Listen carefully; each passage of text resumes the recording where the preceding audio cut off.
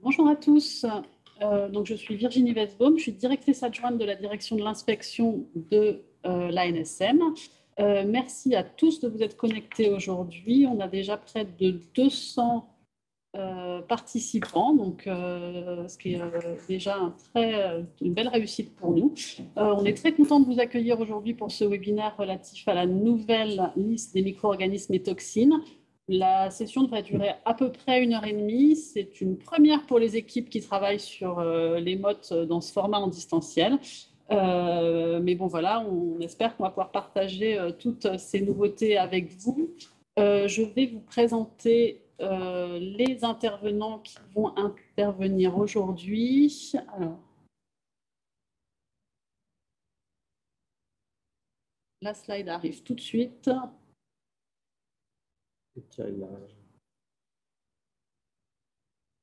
Voilà, merci. Nous avons le plaisir d'avoir parmi nous aujourd'hui Monsieur Alexis Pernin, qui est chef du bureau risques infectieux émergents et vigilance à la Direction générale de la santé, et une partie des équipes qui gèrent les micro-organismes et toxines à la direction de l'inspection. Ah, c'est passé un peu vite. Donc, on aura une intervention de Madame Laetitia Arditi, qui est référente inspectrice et évaluatrice à l'agence. Nous aurons également...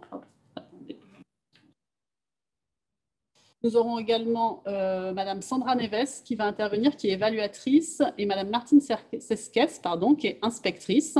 Et ils seront également accompagnés par leur chef de pôle, Monsieur Cyril Stern. Donc, voici le programme du webinaire. D'abord, nous allons avoir une introduction par la Direction générale de la santé, et puis ensuite un rappel du processus de révision de la liste des mottes. Ensuite, on fera une présentation des arrêtés et des différents points d'attention qu'il faut retenir. Ensuite, on aura une séance de réponse aux questions que vous nous avez posées.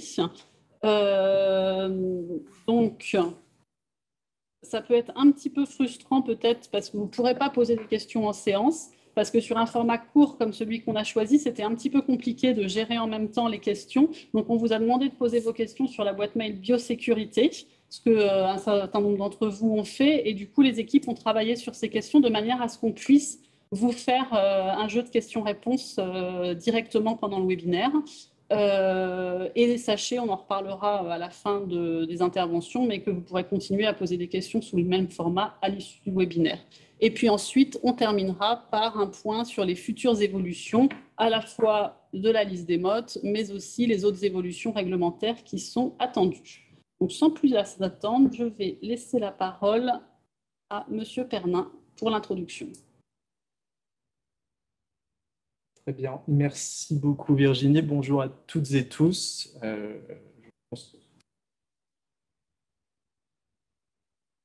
Normalement j'apparais à l'écran, désolé. Donc comme j'indiquais, bonjour à toutes et tous. Donc en effet, il me revient d'indiquer quelques mots introductifs autour de ce webinaire qui, je pense, est en effet important pour replacer la révision récente de la liste des modes dans le cadre plus global de la réglementation mode que la plupart d'entre vous, évidemment, connaissez, soit en tant qu'opérateur, soit en tant que scientifique, soit en tant qu'utilisateur de cette réglementation. Donc, je vais essayer d'être très rapide simplement pour rappeler les origines et les principes d'application, donc qui sont rappelés sur cette slide. Tout d'abord, indiquer que la réglementation mode, ce n'est pas une réglementation nouvelle, hein, puisque désormais, elle a plus de 20 ans d'application. Elle date de 2001. Elle fait suite notamment à l'affaire des enveloppes contaminées qui avait fait la une aux États-Unis il y a maintenant 20 ans. Et elle a un objectif assez clair, qui est de préciser les conditions qui permettent une mise en œuvre sécurisée des agents concernés. Et ça, c'est vraiment important puisque, en effet, la réglementation s'applique à un champ prédéfini d'agents pathogènes qui a été mis à jour très récemment. Elle est basée donc en effet sur des résolutions de l'Assemblée mondiale de la santé et dans le cadre de l'OMS. Et elle repose sur deux principes évidemment très structurants et qui évidemment encadrent toute la réglementation et ses objectifs. Ces deux principes sont, et vous les connaissez, la sécurité biologique, c'est-à-dire la prévention des usages malveillants, et la sécurité biologique, qui concerne plutôt la limitation d'une dissémination involontaire d'agents pathogènes. Donc, toutes les règles autour des micro-organismes et toxines sont fixées au sein du Code de la santé publique, donc à la fois par la loi, mais également par le pouvoir réglementaire et des décrets en Conseil d'État qui sont codifiés dans le Code. Et c'est dans ce contexte qu'un certain nombre d'opérations encadrant les micro-organismes et toxines doivent faire l'objet d'autorisation. Donc, en effet, c'est la production, la fabrication, le transport, l'importation, l'exportation, la détention, la cession, l'acquisition ou l'emploi des agents des agents qui relèvent de la liste des MOT. Donc, un point important à préciser d'emblée, c'est que ce régime d'autorisation est fixé par la loi. Il n'est pas fixé par le pouvoir réglementaire. Donc, c'était vraiment un choix du législateur et de la représentation, en effet, du Parlement, d'avoir un régime d'autorisation qui est évidemment un régime qui encadre les MOT. Donc, les objectifs de la régulation qui est permis par cette réglementation, vous les avez évidemment dans cette slide. Donc, c'est maintenir et développer les activités à risque biologique tout en garantissant un haut niveau de sécurité pour les opérateurs et la population, et tout en garantissant également la protection des opérations et du matériel biologique concerné. Donc, on est vraiment sur une forme d'équilibre entre, évidemment, des opérations qui doivent être menées sur des agents pour répondre à des objectifs de santé publique, de recherche, des objectifs scientifiques, évidemment, et tout en ayant aussi des garanties de sécurité suffisantes pour que ces opérations puissent se dérouler dans des meilleures conditions de sécurité et de sûreté. L'autre point important qui est indiqué sur cette slide, c'est que le principe d'application, c'est donc l'autorisation, et cette autorisation, elle est nominative. Et ça, c'est vraiment le cadre qui est fixé par le législateur. Et cette autorisation, de cette autorisation, plutôt découle derrière les grands principes d'application de la réglementation MOT que vous connaissez. Donc, hormis l'autorisation nominative, indiquer que ces autorisations sont délivrées à des personnes physiques, que les opérations sont autorisées dans des établissements identifiés ou entre ces établissements, s'agissant du transfert, que les opérations sont autorisées uniquement si le risque biologique est maîtrisé en sécurité comme en sûreté, et que les différents incidents ou accidents qui peuvent évidemment intervenir au cours des opérations doivent être signalés à l'ANSM. L'autre choix qui a été fait aussi, c'est que, évidemment, le garant de cette réglementation, mais également l'autorité qui est force de proposition, et ça, c'est vraiment quelque chose qui est prévu dans la réglementation et sur lequel on reviendra certainement ensuite, c'est l'ANSM. Donc, c'est vraiment l'ANSM qui délivre les autorisations et qui encadre cette réglementation, même si, évidemment, tout le cadre est fixé par le ministère de la Santé et la Direction générale de la Santé plus particulièrement, qui a la charge, évidemment, de prendre des textes qui encadrent la réglementation. Peut-être l'autre point, avant de laisser la parole aux équipes de l'ANSM et à Cyril, notamment pour expliquer, ou présenter tout le processus qui a mené à cette révision récente de la liste des MOT, indiquer que la réglementation MOT, c'est une réglementation qui s'adapte et qui évolue. Et ça, c'est vraiment important de le souligner. Elle a permis évidemment une montée en puissance importante des laboratoires en matière de sécurité et de sûreté biologique. Elle demeure une réglementation importante, et ça, je pense que c'est aussi important de l'indiquer dans le cadre de ce webinaire, dans un contexte évidemment complexe, et on le sait bien, notamment au niveau géopolitique, et elle s'intègre également dans des démarches internationales, et je pense que c'est aussi important de le rappeler, puisqu'on voit qu'il y a quand même des initiatives au niveau de l'OMS pour garantir le renforcement de la sûreté et de la sécurité biologique sur certains agents. On peut notamment citer la poliomyélite, avec les règles de containment fixées par le cadre GAP. Donc, si cette réglementation est considérée comme source de complexité, et évidemment c'est une réglementation complexe, elle ne demeure pas moins aujourd'hui importante, mais elle doit également s'adapter, et ça je pense que ce sera les éléments qui seront aussi présentés en fin de webinaire. Et elle doit également être explicitée. Et ça, je pense que c'est vraiment important que voilà, il y a des éléments comme ce webinaire, et je salue évidemment le travail de l'ANSM sur l'organisation de ce webinaire, qui sont vraiment des outils importants pour pouvoir communiquer, sensibiliser et expliquer tout le cadre de la réglementation MOT et en quoi c'est une réglementation importante. Donc, voilà les quelques mots d'introduction que je pouvais indiquer concernant la Direction générale de la santé. Et je vais laisser désormais la parole à Cyril, je crois, sur le processus qui a mené à la révision de la liste. Alors, Donc, merci. Réviser la liste des modes, c'est effectivement une démarche importante, mais c'est une démarche qui a eu lieu par le passé déjà. Alors, je n'ai plus le chiffre en tête, mais peut-être 6 ou 7 fois. Donc, ce n'est déjà pas une première. Et puis, donc, en ce qui concerne cette révision, il faut que vous sachiez que même si la NSM a l'initiative des propositions, l'impulsion a été donnée par 3 autorités, hein, qui sont donc l'Agence nationale de sécurité du médicament et des produits de santé, hein, la NSM, mais également conjointement avec la Direction générale de la santé et également le SGDSN, le secrétariat général de la défense et de la sécurité nationale, qui est une autorité, je vous le rappelle, qui dépend directement de la Première ministre.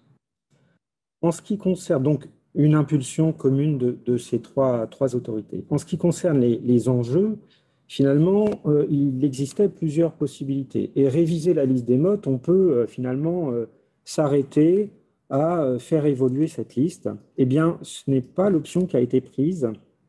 L'option qui a été prise, c'est tout d'abord d'aboutir à une méthode de révision de cette liste. Pourquoi? Parce que il a été demandé de de faire un travail de fond finalement, et de ne pas réitérer à chaque fois les travaux de révision, mais de disposer d'une méthode de façon à ce que cette révision soit dynamique et itérative, de façon à ce que la liste des modes puisse être révisée autant que de besoin. Alors, la première étape a été la constitution d'un comité scientifique spécialisé temporaire qui a réuni 13 experts chargés d'élaborer une méthodologie décisionnelle. C'est important, non pas une liste, mais une méthodologie qui permet de déterminer si des micro-organismes ou des toxines doivent être retenus sur la liste des MOT, compte tenu de 2 choses, les objectifs de sécurité et de sûreté. À partir de cette méthodologie, de l'appliquer à la liste en vigueur pour vérifier finalement les micro-organismes et toxines qui étaient déjà inscrits et éventuellement de faire sortir ceux qui ne devaient pas rester sur la liste. Enfin, d'évaluer tous les micro-organismes et toxines candidats à l'entrée sur la liste des MOT, c'est-à-dire tous ceux qui sont potentiellement pathogènes pour l'homme. Enfin, cette démarche, elle a été menée en auditionnant un certain nombre d'experts, nombreux d'ailleurs, pour consolider la méthodologie dans les champs nécessaires, bien entendu, de leur expertise. Voilà. Donc, au bout de ce travail de comité, hein, qui est un travail d'ouverture vers la communauté scientifique, il y a la restitution d'un rapport à la directrice générale de la NSM, qui est le docteur Christelle Ratignier-Carboneil, qui a donc reçu les conclusions de ce comité. Alors, on aurait pu s'arrêter là, mais je vous l'ai dit une première fois, il y a une vraie volonté d'ouverture et de transparence des travaux qui sont menés par la NSM, et en particulier autour de cette réglementation.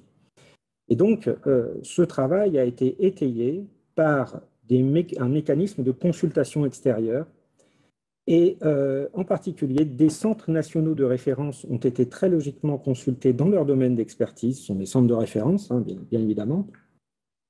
Le Haut Conseil des biotechnologies a été consulté pour tout ce qui concerne, bien évidemment, les éléments qui entrent sur la liste de l'arrêté et qui concernent les éléments génétiques. Il y a également une instance qui est le Conseil national consultatif pour la biosécurité, le CNCB, qui a été consulté pour apporter une dynamique un petit peu de sûreté nationale autour des choix qui avaient été proposés.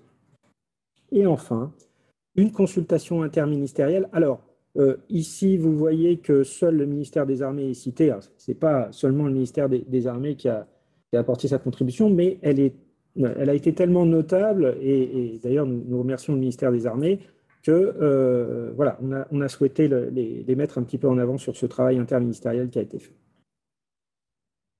Enfin, ces consultations sont des consultations choisies, mais il y a une autre consultation, on l'aurait aussi choisie bien évidemment, qui est prévue par le Code de la santé publique.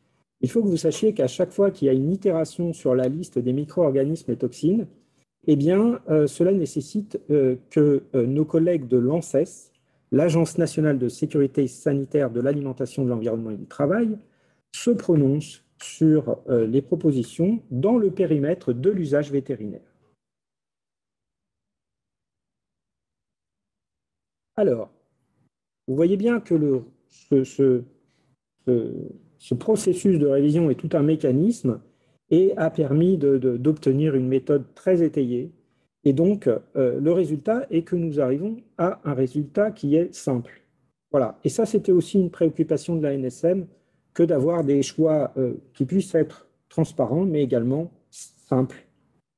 Et donc, nous aboutissons à deux arrêtés ministériels, qui s'appellent les arrêtés du 26 avril 2023. Alors, ne soyez pas étonnés, ils sont parus au journal officiel du 28 mai 2023. C'est tout à fait normal, c'est la mécanique de parution. Et ce petit délai entre la signature de l'arrêté et la parution est tout à fait normal. Très simplement, vous voyez que la structure de ces arrêtés est très basique. Si je prends l'arrêté liste des mottes, le premier, liste des micro-organismes et toxines, eh bien, vous voyez qu'il y a 4 articles. C'est extrêmement simple.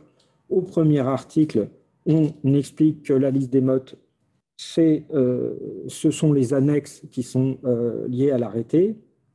Le deuxième article donne des facilités d'entrée en vigueur pour les nouveaux mottes qui sont inscrits sur la liste, et notamment octroie un délai de 6 mois. On va y revenir à travers la présentation.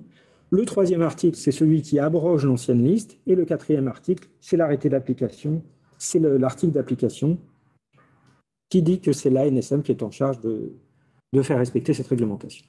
Voilà. Alors, à partir de là, vous avez donc 4 articles, 2 annexes, très simples. Une première annexe qui regroupe les micro-organismes présentant les risques les plus élevés. Quand on dit les risques les plus élevés, c'est pour la santé publique et auxquels sont associés des mesures de sécurité civile.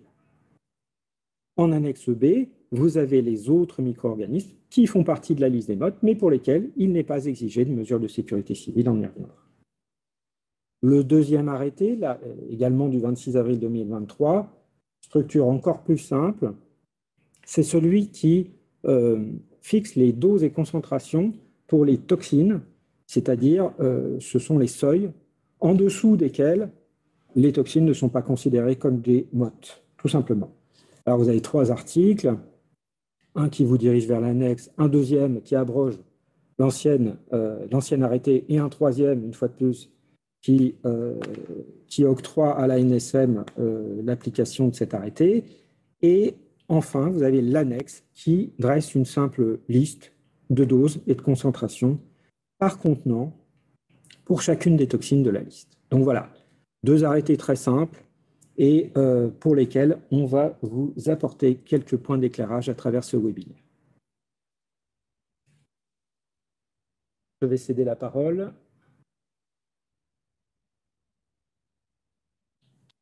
à Madame Laetitia Arditi. Alors, bonjour à tous. Donc maintenant, nous allons rentrer dans le vif du sujet, donc la présentation de ces arrêtés. Alors, nous avons divisé la présentation de ces arrêtés en 5 parties. Donc, dans un premier temps, je vous présenterai des rappels concernant le classement des agents biologiques et des OGM. Ensuite, nous évoquerons les bactéries et les parties de bactéries. Donc, une partie, en fait, ce qu'on appelle une partie, c'est un fragment de matériel génétique. Et certains de ces fragments de matériel génétique font partie de la liste des mottes. Donc ça, on va détailler ça plus tard. Ensuite, nous évoquerons les virus et les parties de virus de la même manière. Nous passerons ensuite aux toxines, les parties de toxines et les seuils et concentrations. Donc ces seuils et concentrations sont liés au deuxième arrêté, l'arrêté dose et concentration. Et nous terminerons avec les organismes génétiquement modifiés ou OGM. Alors, en préambule, quelques rappels concernant le classement des agents biologiques et des OGM. Donc, pour les agents biologiques, je vais vous référer à l'article du Code du travail qui est écrit sur cette diapositive. Donc, très simplement, les agents biologiques sont classés en 4 groupes en fonction du risque pathogène pour l'homme. Sachant que pour les agents de groupe 1, ce sont les agents qui ne représentent pas de danger particulier. Et de ce fait, les agents de groupe 4 sont les agents les plus dangereux. Donc voilà, vous remarquerez que ces groupes sont écrits en chiffres arabes pour faire la différence avec les groupes de risques liés aux OGM. Donc pour les OGM, donc sont pris en compte les risques pour l'homme, mais également les risques pour l'environnement. Donc cette fois-ci, les groupes sont écrits en chiffres romains et c'est le même principe. Les OGM de groupe 1 sont ceux qui ne représentent pas de danger et ceux de groupe 4 les plus dangereux. Donc à partir de ces principes de classement ont été établis les deux annexes de l'arrêté, l'annexe A pour les plus dangereux et l'annexe B pour les autres. Donc voilà, là vous voyez sur cette diapositive la structure des arrêtés. Donc vous voyez, c'est une structure assez simple. Vous avez pour l'annexe A les micro-organismes les plus dangereux, donc tout ce qui est micro-organismes de groupe 4, OGM de groupe 4 et d'autres micro-organismes OGM de groupe 3 potentiellement peuvent faire partie de cette annexe, mais cette annexe A est très restreinte. C'est pour cela, parce qu'effectivement, pour les modes de cette annexe, vous avez besoin de mettre en place des mesures de sécurité civile. En revanche, l'annexe B est plus fournie. Donc effectivement, dans cette annexe, vous avez des micro-organismes, des toxines également. Donc les parties de micro-organismes que j'évoquais précédemment, donc qui concernent des fragments de matériel génétique, également les parties de toxines, des OGM et également des micro-organismes de souche atténuée. Alors pour ce qui est maintenant des bactéries et des parties de bactéries, nous allons commencer par les bactéries de l'annexe A. Vous remarquez la présence de Yersinia pestis qui était déjà dans la première annexe sur l'ancienne liste. Vous voyez également Bacillus anthracis et Francisella tularensis, sous-espèce tularensis. Donc pour ces deux bactéries, donc Bacillus anthracis, Francisella tularensis, elles étaient déjà dans la liste des modes précédentes. Le seul changement qu'il y a eu à ce niveau-là, c'est qu'elles ont basculé en annexe A. Par contre, une simplification qui a été faite au niveau de cette annexe A, dans la liste précédente, vous aviez Mycobacterium tuberculosis ultra résistante. Notez maintenant que Mycobacterium ne fait plus partie de la liste des modes. Alors maintenant, on va passer aux bactéries de l'annexe B. Donc vous notez pour le genre Brucella que cette fois-ci, seules 3 espèces sont concernées, alors que précédemment, toutes les d'autres espèces étaient concernées. Donc une simplification a été faite, vous n'avez plus que 3 espèces de Brucella qui appartiennent à la liste des modes. Nous retrouvons les Burkholderia, donc là il n'y a pas eu de changement à ce niveau. Pour les Clostridium maintenant, donc vous notez l'ajout de Clostridium barati et Clostridium butyricum. Cependant, pour Clostridium botulinum, une simplification a été faite. Maintenant sont exclus toutes les Clostridium botulinum du groupe 3. Pour Francisella tularensis, vous avez maintenant dans cette annexe B la sous-espèce Holarctica. Toutes les autres espèces ne sont pas concernées. Et concernant les Rickettsi, ils restent dans la liste Rickettsia proboscis, mais en revanche, Rickettsia rickettsii ne fait plus partie de la liste des modes. Donc maintenant, on va passer aux parties de bactéries. Donc une partie, c'est un fragment de matériel génétique. Donc maintenant, pour que votre partie de bactéries fasse partie de la liste des modes, il faut 2 conditions. Sur l'arrêté précédent, c'était la condition qu'il fallait que la séquence dépasse 500 paires de bases. Là, maintenant, il y en a 2, ce qui permet d'exclure un certain nombre de fragments de matériel génétique. Donc ces 2 conditions sont les suivantes. La séquence dépasse 500 bases ou paires de bases, et la séquence est issue d'un des gènes qui est listé dans le tableau ci-dessous. Si par exemple, vous avez un fragment qui dépasse bien les 500 paires de bases, mais dont le gène n'appartient pas à la liste ci-dessous, ce fragment n'appartient pas à la liste des modes.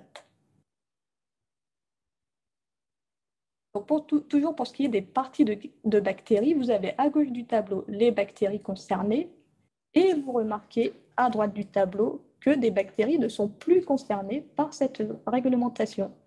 Brucella et Francisella, toutes espèces confondues, pour ces 2 bactéries, leur fragment de matériel génétique n'appartient plus à la liste des modes. Donc, du coup, j'ai terminé pour cette partie. Je vais passer la parole à Madame Martine Sesquez qui va parler des virus.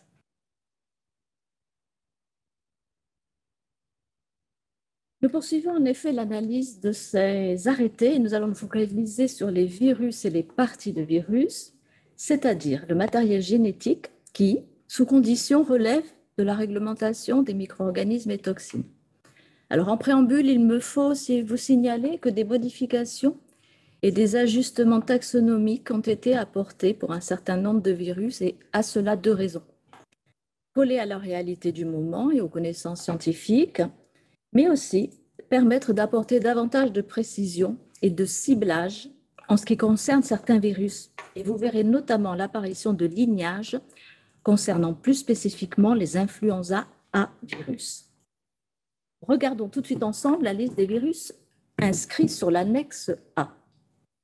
Cette annexe regroupe les virus parmi les plus à risque selon le classement établi par le Code du travail. Vous trouverez ici des virus de classe 4 et des virus de classe 3. Plusieurs points d'attention. Alors, le premier concerne la famille des filoviridés. Vous constatez que la liste s'arrête volontairement au genre ébolavirus et Marburg-virus. Cela signifie que toutes les espèces de ces 2 genres sont concernées et relèvent de la réglementation MOT, ce qui n'était pas forcément explicitement le cas précédemment où on retrouvait essentiellement la souche Zaïre. Notez ici aussi l'entrée de l'espèce influenza A virus, le lignage H1N1 de 1918, responsable de la grippe espagnole. Donc, tous les virus de ce lignage, dorénavant, relèvent de l'annexe A. Concernant les virus respiratoires, que sont le MERS-CoV et le SARS-CoV, à noter, concernant le MERS, toutes les applications relèvent maintenant de l'annexe A. Auparavant, certaines opérations réalisées à des seules fins médicales étaient retrouvées dans l'autre annexe. Ce n'est plus le cas.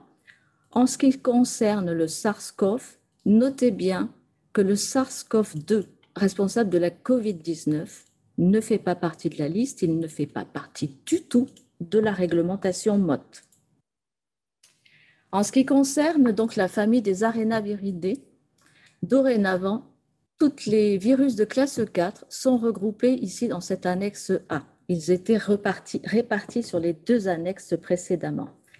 Et vous notez sur le plan taxonomique que le virus junin est dorénavant appelé Argentinian mammarenavirus et le virus Sabia, Brazilian mammarenavirus. Bon, on retrouve ces 2 anciennes dénominations dans l'arrêté pour pas que vous soyez perdus. À noter dans cette famille que ne cherche pas. Concernant la suite de cette liste, figure le virus de la variole humaine, le variolavirus. Je précise que la détention de ce virus n'est plus autorisée en France. Alors, pourquoi ce virus reste sur la liste? D'une part, du fait de sa dangerosité, d'autre part, pour des raisons purement juridiques. À noter aussi, ne confondez pas le virus de la variole humaine avec le monkeypox, qui est le virus de la variole du singe. Vous le retrouverez, celui-là, en annexe B. Ne le confondez pas non plus avec le virus de la vaccine, qui ne fait pas du tout partie de la liste des MOT. Quant aux autres espèces, virus Andes, le virus de la fièvre hémorragique de Crimée-Congo, le Hendra, le Nipah, ils sont toujours présents sur cette liste. Je poursuis avec le virus de l'annexe B. L'entrée, tout d'abord, du virus Macassine alpha herpes virus, ici présent en vert, présent chez un certain nombre d'espèces animales, notamment le singe, certains singes en tout cas. Ce virus est transmissible à l'homme. Il peut provoquer des maladies relativement graves, ce qui a justifié son inscription à l'annexe B. Ensuite, vous voyez une illustration de du brassage taxonomique au niveau des influenza A virus, avec une répartition ici basée sur le lignage. Il n'y a plus que 4 lignages concernés, et donc les virus qui en découlent. Ceci a pour conséquence donc de réduire considérablement le périmètre par rapport à la classification qui était faite auparavant.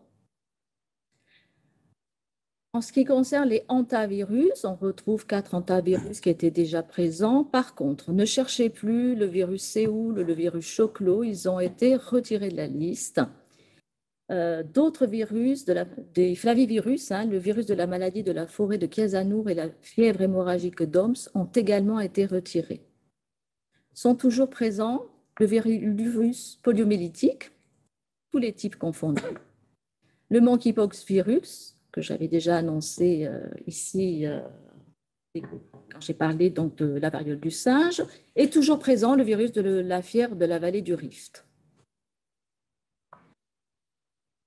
Je poursuis en ma présentation en abordant la partie de virus, donc c'est-à-dire, on voit ici les conditions établies pour relever ou pas de la réglementation en ce qui concerne le matériel génétique. Vous observez deux cas. Premier cas, c'est le virus de la variole, variolavirus. Le matériel génétique du virus de la variole relèvera de la réglementation mode dès lors que ce matériel dépassera les 500 paires de base. Il n'y a qu'une seule condition. Cette condition, elle a été alignée avec les recommandations de l'OMS. En ce qui concerne tous les autres virus, deux conditions cumulatives. La longueur du fragment, il doit dépasser 800 bases ou 800 paires de bases selon la nature du matériel génétique. Et, le « et » est important, de façon cumulative, la traduction de cette séquence, qu'elle soit directe ou indirecte, doit dépasser 75% de la séquence en acide aminé de la protéine du virus. Voilà, c'est assez simple. Il y a un cas particulier, c'est le virus de la variole humaine. Sinon, une seule règle basée sur deux conditions cumulatives. Bien sûr, pour savoir si le matériel génétique sur lequel vous travaillez relève de la réglementation MOT, vous devez connaître la séquence du fragment et déterminer par vous-même s'il répond ou pas aux conditions, et notamment si, en termes de traduction, cette séquence va dépasser 75% de la séquence en acide aminé. Ce sont ces éléments que nous regarderons et qu'il faudra nous fournir. J'en ai terminé avec la partie spécifique au virus et on va maintenant un peu élargir le périmètre en nous focalisant sur deux points d'importance qui figurent en annexe A et que nous souhaitions vous présenter et commenter. Premier point. Je vais le lire avec vous. Sont aussi prévus en annexe A tous les micro-organismes classés par l'autorité compétente dans le groupe 4, même si non explicitement cités dans cette annexe. Cette phrase, en fait relativement brève, est d'une importance capitale, car elle anticipe l'inscription sur l'annexe A de micro-organismes émergents, dès lors qu'ils seront classés en groupe 4. Pour rappel, les plus dangereux pour les personnes, les travailleurs, la collectivité, pour lesquels il n'y a pas de prophylaxie, pas de traitement.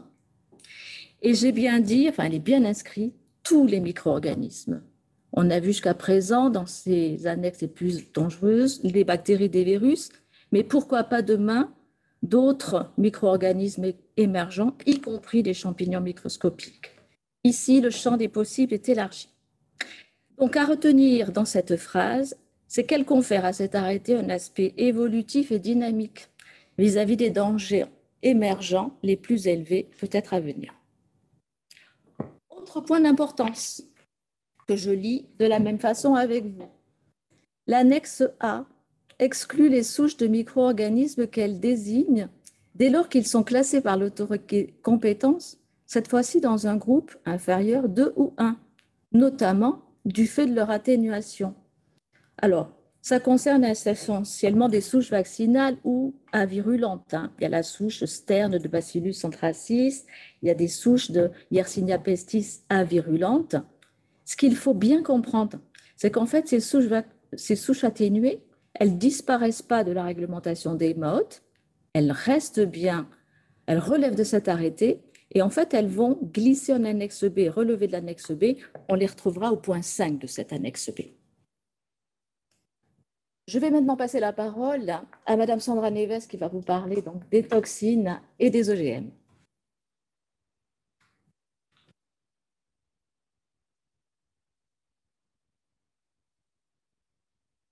Nous abordons maintenant la partie sur les toxines. Les toxines font partie de deux arrêtés. Nous l'avons vu, l'arrêté de la liste des MOT, mais également l'arrêté dose et concentration.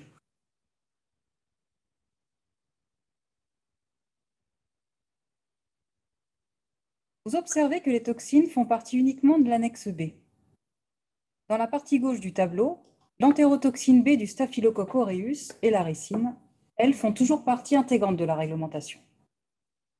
Les toxines botuliques font elles aussi partie de cette liste, à l'exception des toxines qui sont issues de Clostridium botulinum du groupe 3, qui, eux, ont été retirées de la réglementation. Vous noterez ici une simplification de la liste. Cette fois-ci, concernant les saxitoxines. Aujourd'hui, toutes les saxitoxines et les variants des saxitoxines que l'on retrouve sous forme de carbamate et de décarbamoïl 1 font partie de la réglementation. Vous noterez également des toxines végétales qui font leur entrée dans cet arrêté. Elles sont au nombre de 4. Vous observez en vert leurs noms: la brine, la modécine, la biscumine et la volcancine. Sur la partie droite du tableau, toutes ces toxines sont soumises à la réglementation MOT, uniquement si des doses et concentrations sont atteintes par contenant. Pour plus de compréhension, un contenant est le tube qui va contenir la toxine. Vous observez les seuils et en vert les nouveaux seuils, au-delà desquels la réglementation s'applique. Le seuil minimal revient à la toxine botulique avec ses 20 nanogrammes. Et les autres seuils varient, voyez, entre 1 et 30 microgrammes. Concernant les alicotoxines, à partir du moment où vous détenez un contenant qui fait partie intégrante de la réglementation, même si ce contenant passe en dessous du seuil réglementaire une fois alicoté, ce tube de solution mère est et restera un MOT. Les alicots, eux, ne sont pas MOT si leur contenant passe en dessous du seuil indiqué dans le tableau. Concernant les parties de toxines, notez la nouveauté. Les parties de toxines ne sont plus définies selon le critère de la longueur du fragment. Auparavant, on définissait les parties de toxines à partir d'une longueur de fragment qui était égale à 167 acides aminés. Aujourd'hui, dans la nouvelle réglementation, ce qui fait partie de cette réglementation, c'est tout fragment de ces toxines dès lors que ce fragment présente une activité toxique pour les cellules humaines. De ce fait, les parties de toxines non toxiques ne sont plus concernées par la réglementation.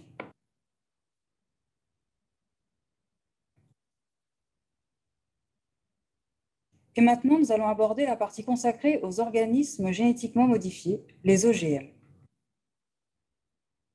Vous observez ici 3 cas, qui seront détaillés avec plus de précision dans les diapositives suivantes. Regardez de plus près ces 3 cas. Nous avons, premier cas, les OGM qui sont issus des micro-organismes de la liste des MOT.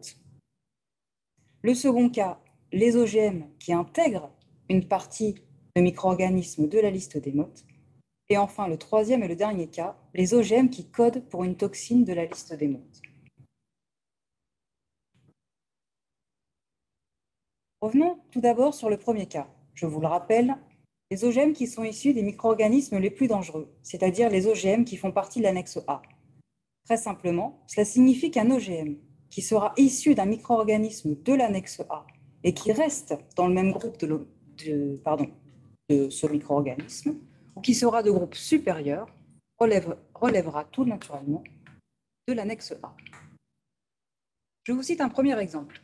Si vous modifiez le virus Ebola, qui lui est un virus de l'annexe A et qui appartient au groupe 4 des micro-organismes, si cette construction OGM est de groupe 4, groupe des OGM, de ce fait, l'OGM est un OGM de l'annexe A. Un second exemple par rapport aux bactéries. Prenons Bacillus anthracis.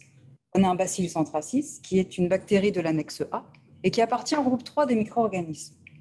Si cette construction OGM est de groupe 3, voire de groupe 4, donc de groupe supérieur, de ce fait, l'OGM est un OGM de l'annexe A. Notez un point essentiel de l'évolution de cette réglementation. Tous les OGM qui sont responsables d'infections humaines et qui sont classés par l'autorité compétente dans le groupe 4 des OGM feront partie de la liste des MOT, ce qui signifie que cette liste reste dynamique vis-à-vis des nouveaux dangers.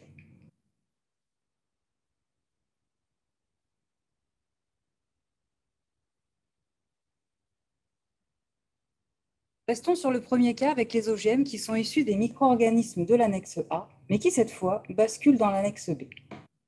Très simplement, cela signifie qu'un OGM qui sera issu d'un micro-organisme de l'annexe A et qui voit son groupe ABC, de ce fait, l'OGM basculera dans l'annexe B. Un exemple. On modifie un Yersinia pestis en le rendant moins virulent. Dans ce cas précis, l'OGM de Yersinia pestis n'appartient plus à l'annexe A. Il basculera dans l'annexe B. Second cas de figure. Vous avez un deuxième cas de figure avec les OGM qui sont issus des micro-organismes de l'annexe B et qui restent cette fois-ci dans l'annexe B. En exemple, un virus type fièvre de la vallée du Rift qui est modifié génétiquement, qui reste dans un groupe 3, voire dans un groupe inférieur, est un OGM qui fait partie de l'annexe B.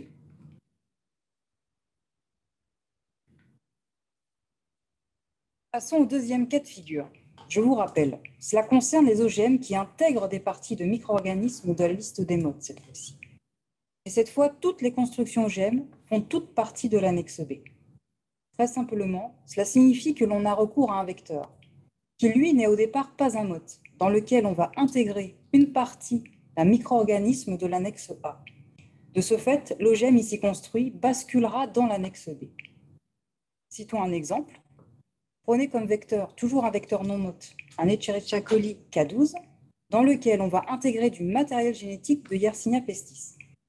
Je vous le rappelle, pour faire partie de leur réglementation, la règle générale pour le matériel génétique d'une bactérie, pour qu'il soit mode, il faut que sa séquence dépasse 500 bases ou 500 paires de bases et que sa séquence soit issue d'un gène spécifique.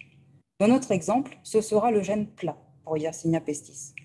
Ainsi, le matériel génétique de Yersinia pestis, qui fait partie, lui, de l'annexe A, mais qui, en intégrant le vecteur Escherichia coli K12, verra son OGM basculer dans l'annexe B. Un deuxième cas de figure avec les OGM qui intègrent cette fois-ci une partie d'un micro-organisme de l'annexe B. En exemple, vous prenez un autre vecteur, le virus de la stomatite vésiculeuse, par exemple, qui est dit le VSV, dans lequel on va intégrer du matériel génétique d'un virus Lassa cette fois-ci. Donc, je vous rappelle que pour faire partie de la réglementation, le matériel génétique des virus doit posséder une séquence de plus de 800 bases ou 800 paires de bases, et la traduction de cette séquence, directe ou indirecte, doit dépasser 75% de la séquence en acides aminés d'une protéine de ces virus. Ainsi, ce matériel génétique qui fait partie de l'annexe B et qui intègre comme vecteur la VSV verra son OGM rester dans l'annexe B.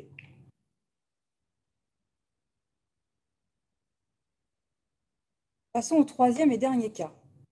Je vous le rappelle, cela concerne les OGM qui font toujours partie de l'annexe B, mais qui cette fois concernent les OGM de toxines. En restant simple, cela concerne les OGM contenant du matériel génétique code pour les toxines de l'annexe B. Et cela concerne également les OGM contenant du matériel génétique codant pour les parties de toxines de l'annexe B. En exemple, prenez un E. coli qui va inclure le matériel génétique de Clostridium butyricum qui code, lui, pour une toxine botulique. Nous avons là un OGM producteur de toxine botulique qui fait partie de l'annexe B. Alors, bien entendu, ce que je viens d'exposer sur les OGM de l'annexe B s'applique à tous les OGM, sauf ceux du groupe 4. Ils restent automatiquement, eux, sur l'annexe A. Donc, je passe maintenant la parole à Monsieur Cyril Stern, qui va vous résumer très brièvement ce qu'il faut retenir de l'arrêté de la liste des notes. Merci pour toutes ces explications détaillées.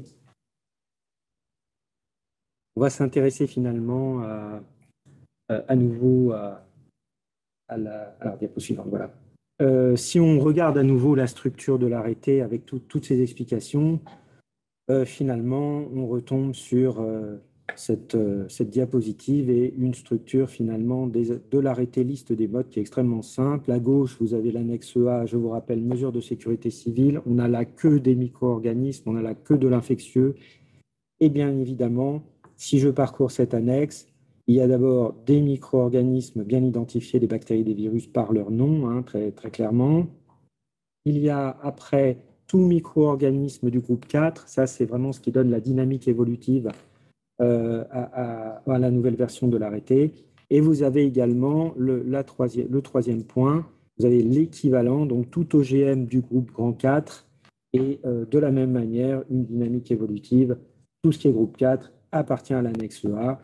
Vous voyez, la structure est extrêmement simple. Vous retrouvez également, bien évidemment, les OGM qui sont issus des modes de l'annexe A. En annexe B, Donc, pas de mesures imposées de sécurité civile, tout au moins pas systématiquement. Vous avez là plus de matériel biologique. Quand on parle de matériel biologique, c'est tout ce qui est inscrit sur la liste des modes, que ce soit des micro-organiques, des toxines, des parties, de l'infection, non infectée. Voilà. Donc, un matériel biologique plus conséquent en annexe B, mais qui est de la même manière structuré de manière très logique et très simple. Des micro-organismes et toxines. Donc, les toxines, une fois de plus, vous les retrouvez que dans l'annexe B, donc bactéries, virus, toxines. Le deuxième point, des parties de micro-organismes. Là, vous avez des logiques qui ont été exposées, une méthode pour la variole, un type de critère pour les autres virus et un autre type de critère pour les bactéries, sachant bien évidemment, je vous le rappelle, que les critères pour les virus et les bactéries sont cumulatifs sur les critères qui ont été exposés. Donc, bien lire les conditions d'appartenance à la liste des modes en ce qui concerne les parties.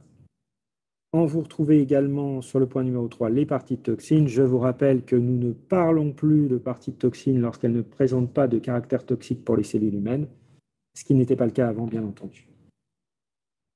Au point 4, vous retrouvez à nouveau les OGM dans l'annexe B, avec les 3 logiques qui vous ont été présentées, les OGM issus, les OGM intégrants et les OGM producteurs en ce qui concerne les toxines, en tout cas tout le matériel biologique toxique. Et enfin, au point 5, on retrouve les souches qui ont glissé, on va dire, notamment de l'annexe A, mais voilà, vous retrouvez dans ces souches-là dans la liste des modes, et bien évidemment avec une dangerosité moindre, donc en annexe B.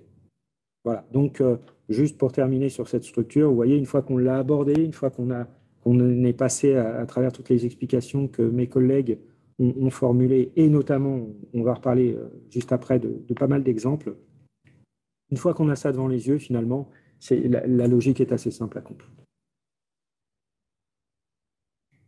Alors, si on devait résumer finalement, une fois de plus, très simplement, les principales évolutions, vous observez, si vous connaissiez l'ancienne liste des modes, qu'il y a dans cette nouvelle liste, effectivement, quelques entrées sur la liste des modes, mais il y a énormément donc, de retraits. Là, il y a des retraits clairement identifiés. On a cité tout à l'heure, j'ai entendu parler de Mycobacterium tuberculosis, donc les XDR, les Rickettsi, les virus Choclos, Séoul, Chiasanu, Romsk, voilà, même certaines fièvres hémorragiques. Et donc ça, ce sont des choses clairement identifiées. On peut voir assez simplement que c'est sorti de la liste. Maintenant, le point important, c'est le troisième. C'est-à-dire qu'au-delà des choses qui ont disparu, ce qui est important, c'est de voir qu'il y a des véritables ciblages sur la liste des modes. Et donc là, on a des retraits de la liste, notamment à l'échelle taxonomique de l'espèce, voire de la sous-espèce. Et vous observez, par exemple, que pour Francisella, ça a été dit tout à l'heure, avant, si vous avez la curiosité d'aller voir, donc sur les 7 espèces de Brucella, il y en avait 6 inscrites, maintenant il n'y en a plus que 3. Et bien évidemment, si on ne s'approche pas de l'arrêté, on ne voit pas finalement ces allègements assez conséquents.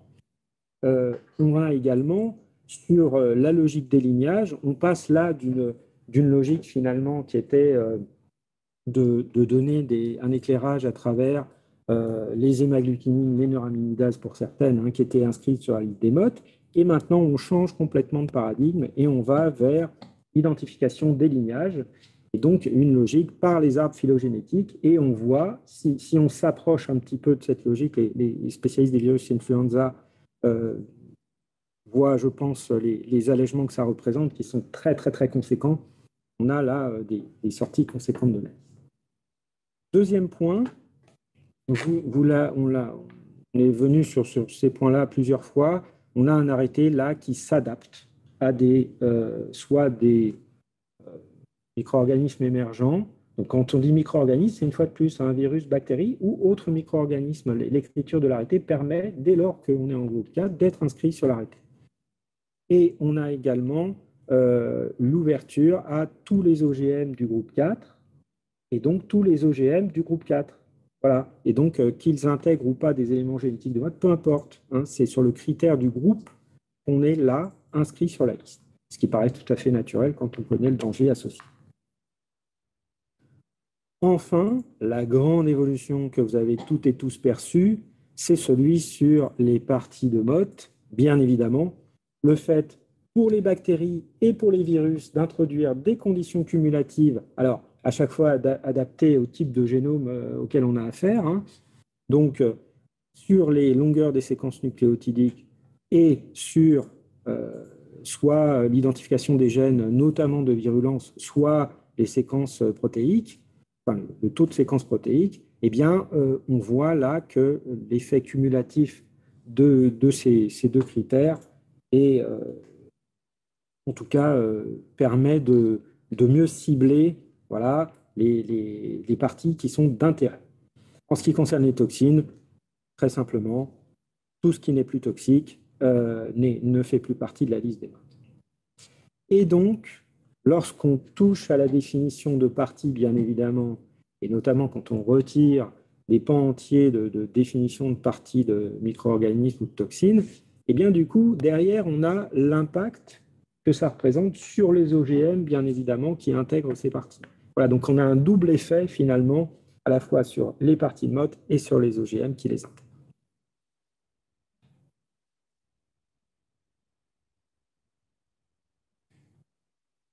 Alors, on va passer à la... Voilà. Là, on a fait finalement un résumé un petit peu plus étayé de tout ce qui représente des sorties de la liste. Alors, je tiens à préciser que l'objectif, soyons très clairs, hein, l'objectif de la révision de la liste, ce n'était pas d'exclure des modes. L'objectif de la révision de la liste, c'est de s'interroger sur la pertinence, pas en termes d'entrée, de sortie, et vous voyez que l'effet montre qu'il y a beaucoup de sorties. Voilà. Donc finalement, les sorties de la liste, ce n'est pas une motivation, c'est un résultat du travail qui a été fait. Alors, très simplement, pour les agents biologiques qui sortent de la liste, ils sont clairement identifiés, ils étaient dans l'ancien arrêté, ils n'y sont plus, et leur nom n'y figure plus. C'est voilà, pas plus simple. Les sous-espèces bactériennes complètes, on en a parlé tout à l'heure. On peut aussi citer par exemple les Francisella. Hein. Vous observez que le fait de prendre cette logique, vous ne trouvez plus Novicida, Mediasiatica. Voilà, donc ça, ce sont des effets du retrait des sous-espèces. Et donc, une volumétrie importante pour les virus influenza, tout à l'heure on en a parlé, avec une refonte complète du périmètre, avec cette logique de passer par les lignages. Pour le matériel génétique qui sort de la liste, on pourrait considérer que la presque totalité des séquences génétiques bactériennes sort de la liste, hein, parce que quand on connaît évidemment ce qui ne satisfait pas aux critères, c'est quand même la presque totalité. La très grande majorité des séquences génétiques virales également, ça c'est l'effet des deux critères cumulés. Pour les OGM sortent de la liste, bien évidemment, c'est ce qu'on disait juste avant, la totalité des OGM. Alors là, ne vous posez plus de questions, les OGM qui intègrent ces parties qui ne font plus partie de la liste, bien évidemment, sont au-dessus de la réglementation.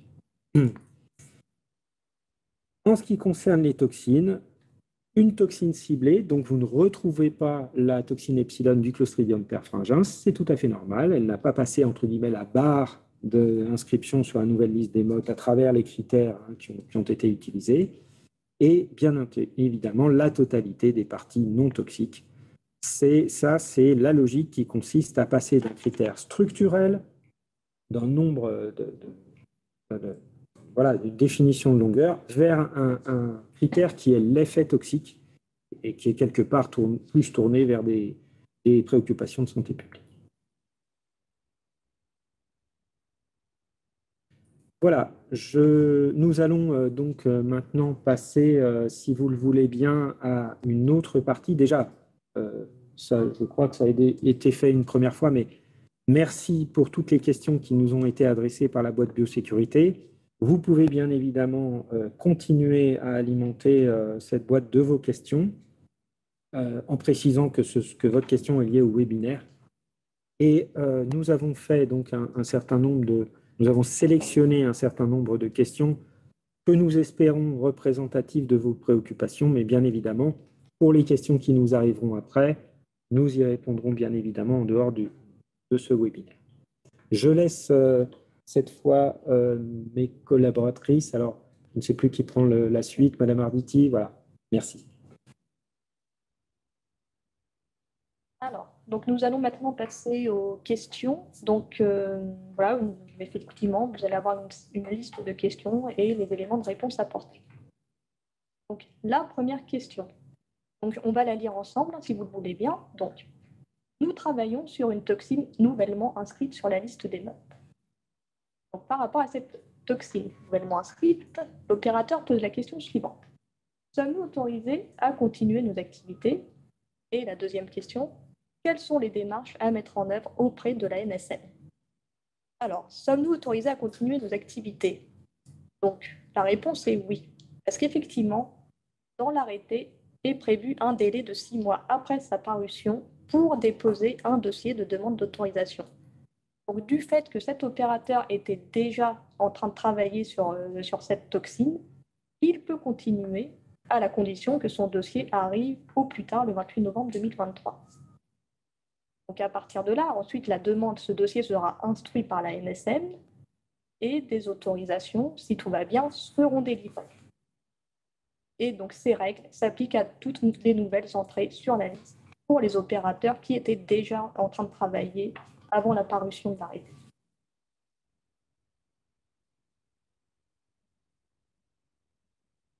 Donc, maintenant, une autre question toujours concernant les toxines. Donc, cette fois-ci, l'opérateur nous dit, dans le cadre d'un projet pour l'un de nos clients, nous devons travailler sur la chaîne bêta de la ricine. Dans l'arrêté du 26 avril 2023, il est spécifié dans l'annexe B, paragraphe 3. On entend par partie de toxines tout fragment de ces toxines dès qu'il présente une activité toxique pour les cellules humaines. Et une autre précision est apportée dans cette question. Il est décrit dans la littérature que l'utilisation d'une chaîne seule ne présente pas de danger pour l'homme et l'environnement. Pouvez-vous me confirmer que l'utilisation de la chaîne bêta de la ricine peut se faire sans dépôt de dossier MOT? Donc voilà, en résumé, en fait, cet opérateur se demande s'il peut travailler sa toxine sans être soumis à la réglementation, du fait qu'effectivement, tout ce qui est partie de toxines non toxiques ne fait plus partie de la liste des MOT. Donc dans ces cas-là, voilà, si cet opérateur démontre que son fragment de toxine n'est pas toxique, effectivement, elle ne rentre pas dans le champ de la réglementation et de ce fait, cet opérateur n'a pas besoin de nous déposer un dossier de demande. Et dans le cas où c'est une partie toxique, effectivement, là, il sera soumis à la réglementation. Donc, la question suivante. Donc, cette fois-ci, on nous demande, je n'ai pas d'autorisation MOT, mais je voudrais commencer à travailler rapidement sur l'abrine. Donc, l'abrine, une nouvelle toxine qui est rentrée sur cette liste des MOT. Comme cette toxine est rentrée sur la liste des MOT récemment, est-ce que notre laboratoire peut bénéficier du délai des 6 mois pour déposer une demande? Alors là, on est dans un cas qui est différent du cas évoqué précédemment. Donc le cas précédent, la personne travaillait déjà avant l'apparition de l'arrêté. Ici, la personne souhaite commencer à travailler. Donc dans ce cas-là, effectivement, le délai dérogatoire ne s'applique pas parce que les activités n'ont pas démarré. Donc là, en fait, cette personne doit suivre le processus classique qui consiste à déposer un dossier de demande d'autorisation. Ce dossier sera instruit par la NSM et si tout va bien, aboutira à la délivrance des autorisations de détention et de mise en œuvre de cette toxine. Donc cet opérateur pourra commencer à travailler une fois obtenu ces autorisations. Donc un point important à signaler, effectivement, si le démarrage de cette activité est urgent, il est possible de le signaler préalablement au dépôt du dossier. Alors, une autre question que nous avons reçue, cette fois-ci concernant les échanges de notes avec l'extérieur. Donc ici, on nous dit « J'ai obtenu auprès de la NSM une autorisation d'importation valable jusqu'au 30 septembre 2023, mais la toxine n'est plus dans la liste. Effectivement, il s'agit de la toxine epsilon de Clostridium perfringens. Dans ce cas, est-ce que je dois envoyer mes autorisations à mon homologue aux États-Unis et est-ce que je dois déclarer en douane et passer au bureau de douane qui est noté sur l'autorisation? Alors, dans le cadre de cet opérateur, effectivement, du fait que la toxine epsilon du Clostridium perfringens n'appartient plus à la liste, ses autorisations, son autorisation d'importation est obsolète. Donc, en fait, cette autorisation, il n'a pas besoin de l'utiliser. Donc, en fait, il en fait plus ou moins ce qu'il en veut. C'est soit il détruit cette autorisation, soit il la renvoie à la NSM. Donc, par contre, concernant tout ce qui est passage en douane, l'opérateur est toujours soumis aux obligations douanières. Comme pour toutes les marchandises, et là, on est en plus sur une importation provenant d'un pays hors Europe. Donc, du coup, la marchandise doit malgré tout passer en douane, mais par contre, il peut utiliser un bureau de douane différent de celui qui a été noté sur l'autorisation d'importation délivrée par la NSM.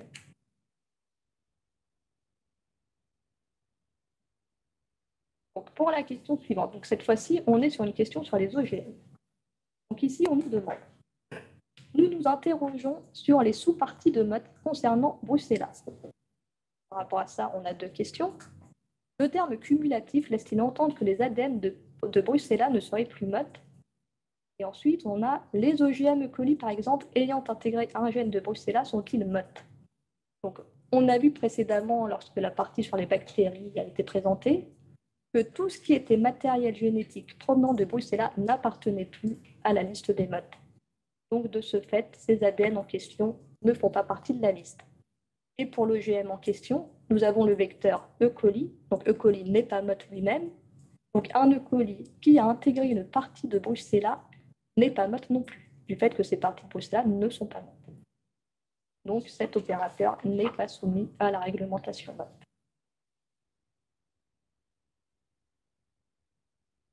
Je poursuis avec la question suivante qui concerne l'annexe B, le point 4D. Elle est un peu en lien avec celle qui a précédé. Elle parle des OGM intégrant une partie de bactéries dans ce cas-là, venant de l'annexe B. La question, en fait, elle est posée de la façon suivante. Les OGM intégrant une partie des bactéries listées en annexe B restent considérés MOT, même lorsqu'il s'agit d'Escherichia coli K12 avec un fragment d'ADN non MOT est classé en général de niveau 1. Pour savoir si votre OGM relève de la réglementation MOT, pas comme ça qu'il faut en fait aborder le sujet, il faut aller voir si le fragment contient plus de 500 paires de bases et, de façon cumulative, si le gène code pour un des gènes cités dans l'arrêté, comme on est dans l'annexe B, c'est un gène soit de Burkholderia, soit de Clostridium, soit de Rickettsia. On a vu précédemment que si ça concerne Brucella ou Francisella, ce n'est pas MOT. Et si les deux conditions cumulatives sont réunies, l'OGM relèvera de la réglementation MOT. Sinon, il ne relèvera pas de cette réglementation. Question suivante. Pareil, je vais faire comme ma collègue, je vais la lire et puis on abordera chacun des points par la suite. Je suis la titulaire d'autorisation pour le laboratoire où se déroulent les activités sur les micro-organismes et toxines dans mon établissement. Sur l'ancienne liste, j'avais des modes de l'annexe 2, qui est aujourd'hui l'annexe B, et aucun de l'annexe 1, qui est aujourd'hui l'annexe A. Donc, pas besoin d'un PPI.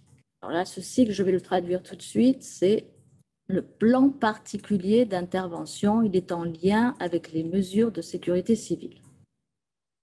Avec la nouvelle liste, je vois que Francisella tularensis, sous-espèce tularensis, est en annexe A. Je suppose qu'il faut un PPI. Je poursuis les interrogations. Mon ancienne autorisation me permet-elle encore de détenir et d'utiliser cette bactérie sans avoir de plan particulier d'intervention jusqu'à la fin de sa validité?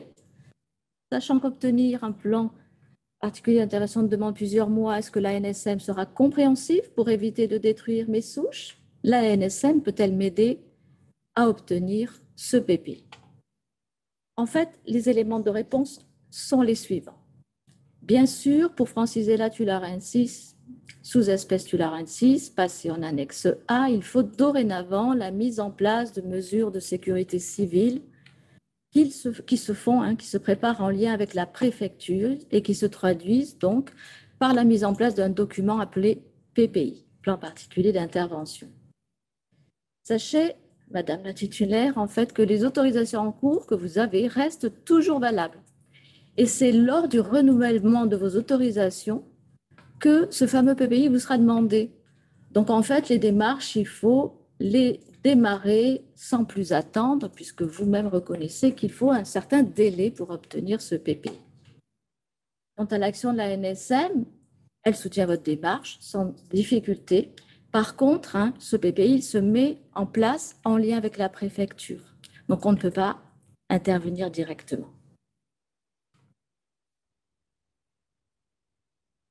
Autre interrogation.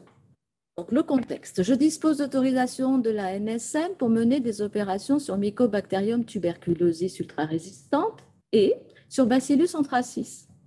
Je comprends que Mycobacterium ultra-résistant n'est plus sur la liste des modes, mais que Bacillus anthracis est resté. Que dois-je faire des autorisations pour chacun des micro-organismes? Les garder, les détruire, les renvoyer? Doit-on écrire une mention particulière sur le registre spécial? Doit-on séparer les stocks des 2 micro-organismes? Nos éléments de réponse. Compte tenu que Mycobacterium tuberculosis ne fait plus partie de la liste, il n'y a maintenant plus d'obligation concernant cet agent.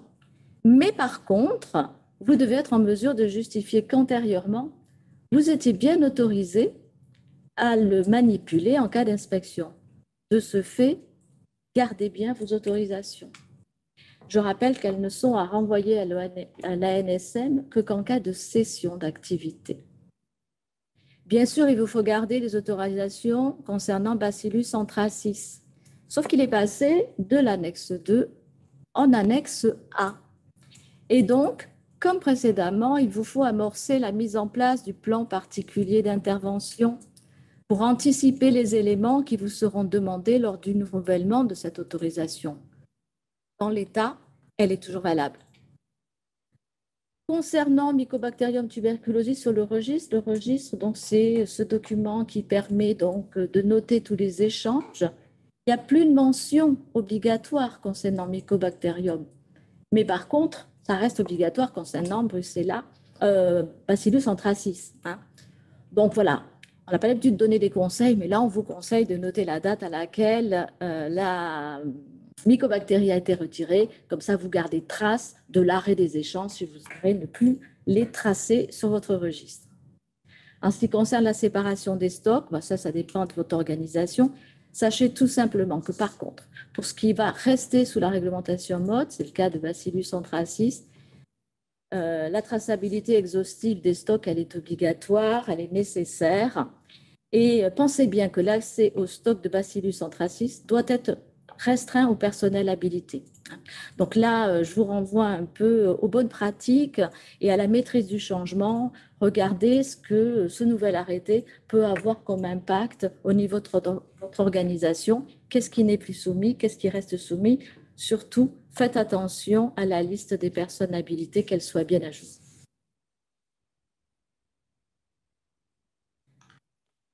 Autre question qui nous est parvenue. Donc, sur l'ancienne liste des modes, il était inscrit, entre guillemets, le virus Ebola, sans aucune précision, en particulier sur le virus Bombali. Et sur la nouvelle liste, la dénomination a changé. Le virus Bombali est-il sur la nouvelle liste? Même question pour Ebola Reston, qui est très peu virulent par rapport aux souches Zaïre ou Soudan. Est-il mode? Alors, vous avez bien vu, c'est un peu l'exception dans tous les tableaux, on va jusqu'aux espèces, mais par contre, pour les filoviridés, ce n'est pas le cas. Donc, on s'est bien arrêté au genre Ebola virus, c'est bien le cas aussi pour les marbours, et donc toutes les espèces sont concernées. Bombali Ebola virus est une espèce du genre Ebola virus, il relève de ce fait de l'annexe A. Il en est de même pour Ebola Reston, même si à ce jour, il est dit ou il est présenté comme moins virulent. Et si un nouveau virus émergeait, son rattachement taxonomique dans ce genre Ebola virus le placerait automatiquement sur la liste des modes de la même façon. J'ai une dernière question. Pourquoi les modes sont-ils répartis sur 2 annexes? Quelles sont les différences entre ces annexes et la répartition entre les 2 annexes peut-elle changer? Donc, je rappelle, l'annexe A regroupe les modes les plus dangereux, les agents infectieux du groupe 4, il y en a du groupe 3 aussi. Et l'annexe B, c'est les autres. L'annexe A, elle requiert donc des mesures de sécurité civile. en lien avec la préfecture. C'est pour ça qu'il y a cette pondération entre les deux annexes. La répartition entre les deux annexes peut-elle changer? Oui, si l'agent biologique change de groupe. Je vous donne un exemple, que ce soit beaucoup plus clair. Bacillus anthracis, il est en annexe A, mais par contre, la souche sterne de Bacillus anthracis, elle est en annexe B. Donc, ça peut changer. C'est la même chose avec Yersinia pestis en annexe A, Yersinia pestis souche A virulente en annexe B. Et ça, c'est l'arrêté qui vous le dit. La répartition entre les... Sinon, la répartition entre les deux annexes, elle ne peut changer que par un nouvel arrêté. Alors, pour bien faire comprendre aussi, je vais prendre un exemple qui est assez récent qui concerne le monkeypox. Le monkeypox, avant qu'il ne fasse parler de lui, était en annexe A et volontairement, il a été placé en annexe B. Mais pour cela, il a fallu donc prendre une décision et c'est l'autorité compétente qui a statué. Et donc, il y a eu au journal officiel l'apparition de l'arrêté plaçant dorénavant le monkeypox en annexe B. Nous poursuivons.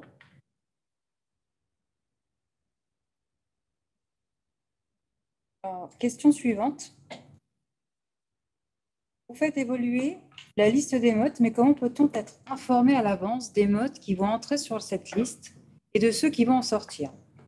Car ces mouvements ont beaucoup d'influence sur les programmes de recherche et nous avons beaucoup de contraintes pour obtenir les financements.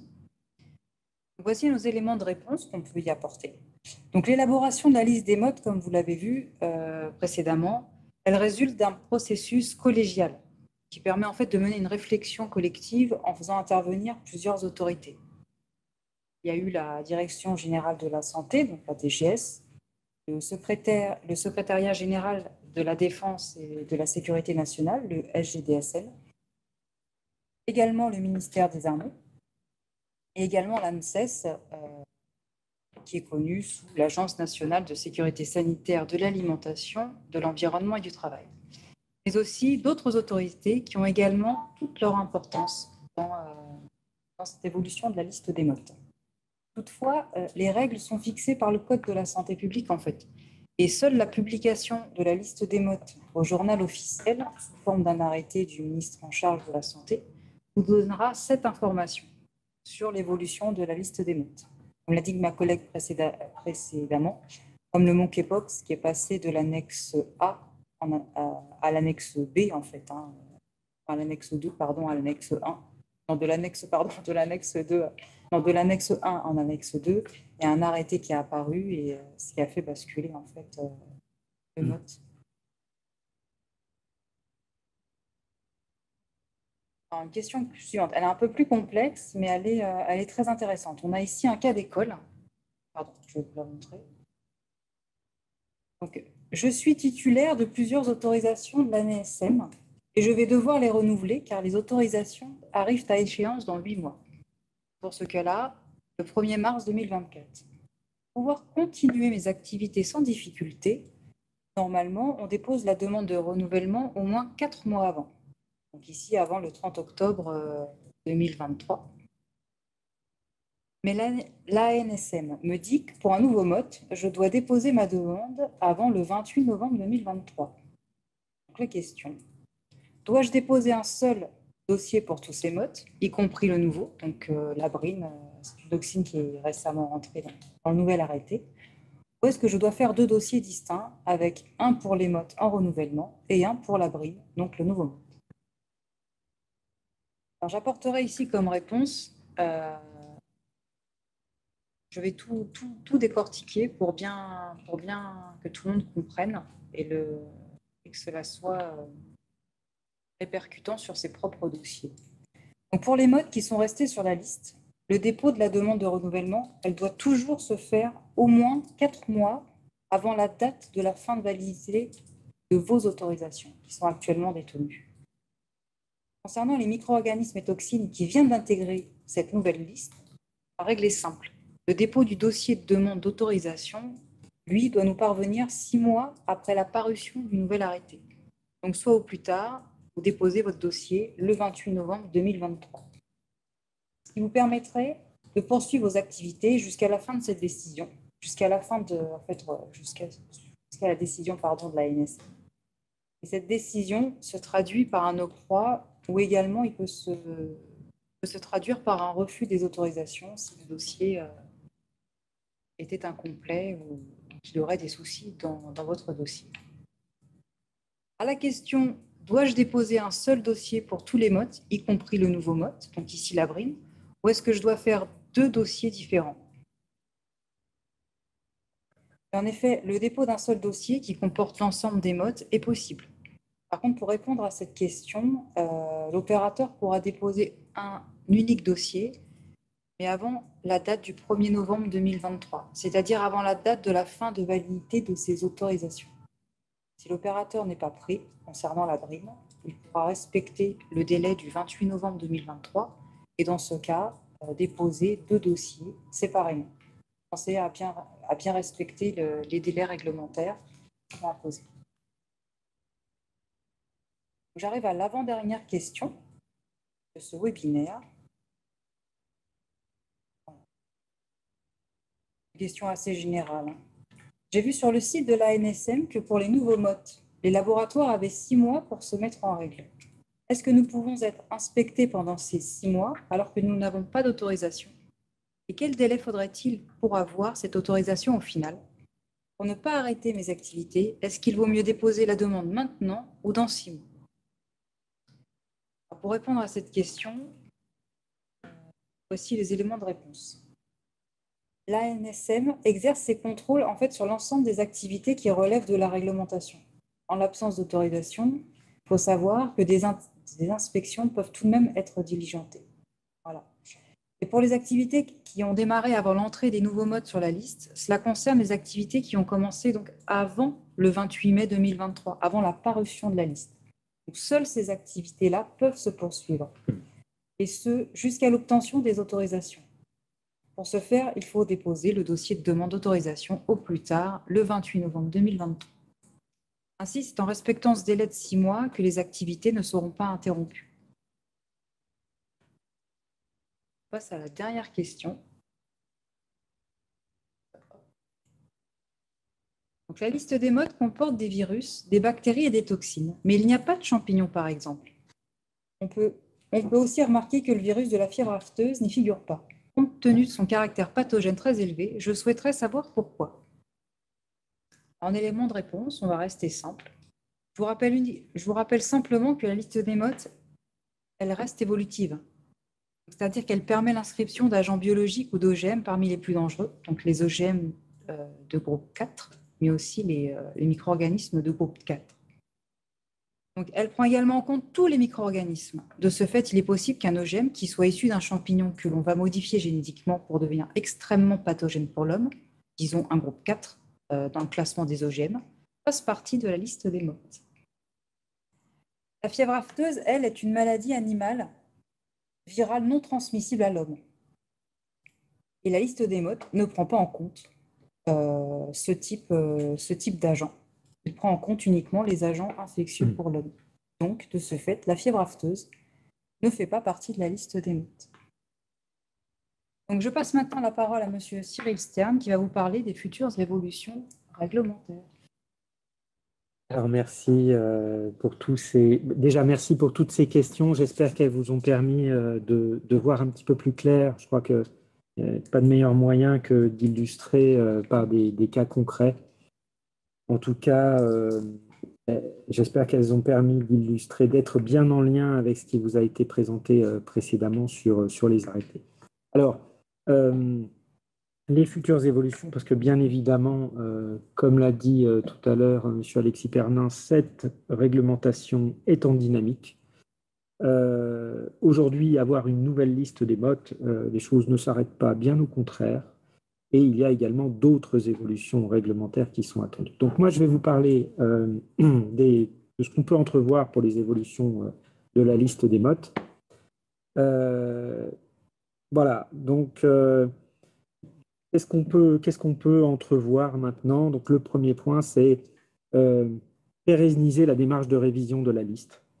Ça, c'est vraiment un message qu'on voudrait faire passer. en vous rappelant 3 points. D'abord, la loi confie à la NSM de proposer la liste des modes. Voilà, ça c'est un élément qui est incontournable. Pour autant, deuxième point, la NSM pilote les travaux donc de révision de cette liste en s'appuyant sur un comité scientifique, comme vous l'avez expliqué tout à l'heure, hein, c'est vraiment une volonté de notre directrice générale, le docteur Christelle Ratignier-Carbonneil, de consulter la communauté scientifique. Et troisième point, la prolongation de la mise en œuvre de la méthodologie utilisée et son optimisation, c'est finalement ne pas réitérer à chaque fois un travail, mais au contraire l'alimenter et d'améliorer la méthode. Alors, chose qu'on peut observer quand on regarde ces 3 points, on peut les lire comme ça, mais on peut aussi les voir autrement. Sur le premier, la loi confie à la NSM de proposer la liste des modes, c'est la mission. La deuxième chose, la NSM pilote les travaux avec le comité scientifique, c'est donc la structure de ce qui est fait. Et le troisième, la prolongation de la mise en œuvre de la méthodologie, c'est la méthode, bien évidemment. Donc on a là une mission, une structure et une méthode. J'ai envie de dire que tout est sur les rails pour que les choses se passent bien et pour avoir une révision effectivement dynamique et itérative de la liste des modes chaque fois que nécessaire. Enfin, cette logique, elle ne doit pas s'enfermer. C'est l'objet du deuxième point, maintenir le principe d'ouverture et de transparence. C'est un grand principe à l'Agence nationale de sécurité du médicament et des produits de santé, ouverture et transparence.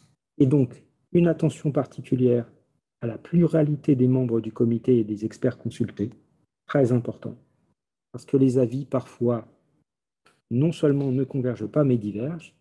Et donc, il faut aussi savoir, première chose, entendre, et une deuxième chose, remettre finalement dans des contextes qui sont la vraie vie.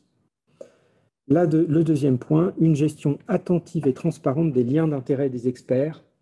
La logique et les travaux doivent être inattaquables sur cet aspect-là. C'est la raison pour laquelle le règlement intérieur de ces comités est strictement respecté. Et bien évidemment, les liens d'intérêt des experts sont tout à fait transparents. Enfin, la poursuite du principe de consultation des autres autorités, y compris dans ce que le Code de la santé publique n'impose pas. Il y a une volonté à la NSM d'interagir avec d'autres autorités, d'autres ministères. Je pense que vous avez pu le constater. Voilà, maintenant je vais laisser la parole à Alexis Pernin de la DGS pour les autres évolutions réglementaires. Oui, merci beaucoup. Peut-être juste un mot en tout cas, merci, parce que je pense que la présentation était extrêmement claire sur l'évolution de la liste et permet certainement d'apporter un certain nombre de précisions à la fois sur le dispositif et les concertations qui ont mené à cette nouvelle liste, mais aussi sur concrètement comment les choses vont se passer dans les prochains mois. Sans vouloir radoter ce qui vient d'être dit, je pense en effet qu'il y a un vrai enjeu à avoir une évaluation, on va dire, ou une évolution dynamique de la réglementation. Et évidemment, là, qui est proposé par l'ANSM s'agissant de la liste des modes va évidemment dans ce sens. Et comme indiqué également plus tôt, on a un enjeu aussi à faire évoluer et à continuer à faire évoluer la réglementation en concertation avec l'ensemble des acteurs et des parties prenantes. C'est également dans ce cadre-là qu'il y a un certain nombre d'évolutions réglementaires qui ont été proposées par l'ANSM, qui sont en cours de finalisation d'un point de vue juridique et qui devraient certainement se mettre en place dans les prochains mois. Et parmi celles-ci, on peut citer notamment les 3 évolutions des arrêtés listés sur cette slide. Je ne vais pas forcément rentrer dans les détails puisqu'il ne nous reste plus que 3 minutes pour le webinaire, mais de toute façon, tout est écrit dans cette slide. Globalement, l'idée, c'est quand même aussi de pouvoir assouplir et simplifier certaines modalités procédurales en lien notamment avec les dépôts de dossiers, les compétences et les qualifications qui sont requises ou demandées, ou les renseignements qui doivent figurer dans certains documents. Donc ça, c'est évidemment des éléments qui iront dans le sens d'un assouplissement, mais simplement ouvrir aussi les réflexions sur des éléments de réflexion plus global, autour notamment du cadre réglementaire qui est fixé par le Code de la santé publique, avec des réflexions qui doivent être menées au regard notamment de ce que nous avons pu connaître avec l'alerte Mpox, de ce que nous pouvons connaître aussi avec les dispositifs de surveillance innovants qu'on souhaite mettre en place, etc.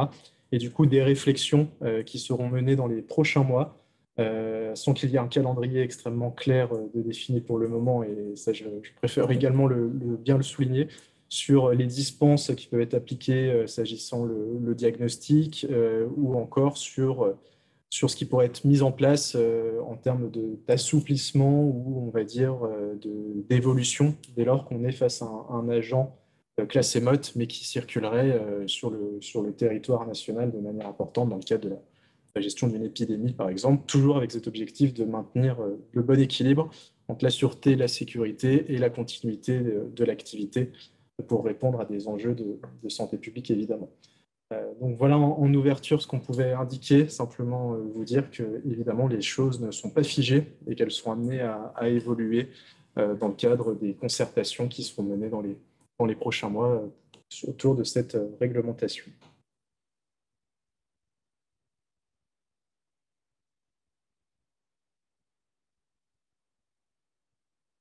Merci beaucoup. Donc, nous arrivons au terme de ce webinaire qui aura réuni près de 240 personnes. Donc, je voudrais commencer par remercier chaleureusement les équipes pour la préparation de cet événement et pour la clarté et la qualité de leur présentation. Merci également à la DGS et plus particulièrement à Alexis Pernin d'avoir participé à cet événement avec nous. Vous l'avez vu, on avait beaucoup d'informations à partager avec vous. On a essayé d'être le plus complet possible, notamment via les exemples et les réponses aux questions que vous nous aviez posées. On se doute néanmoins que d'abord, tout le monde n'a peut-être pas pu poser de questions avant le webinaire et puis qu'il y en a peut-être plein d'autres qui sont apparus pendant. Donc, n'hésitez pas à continuer, comme cela vous a été dit, de poser des questions via la boîte biosécurité en faisant le lien avec le webinaire de manière à ce que vous puissiez avoir des réponses et qu'il n'y ait pas de questions en suspens.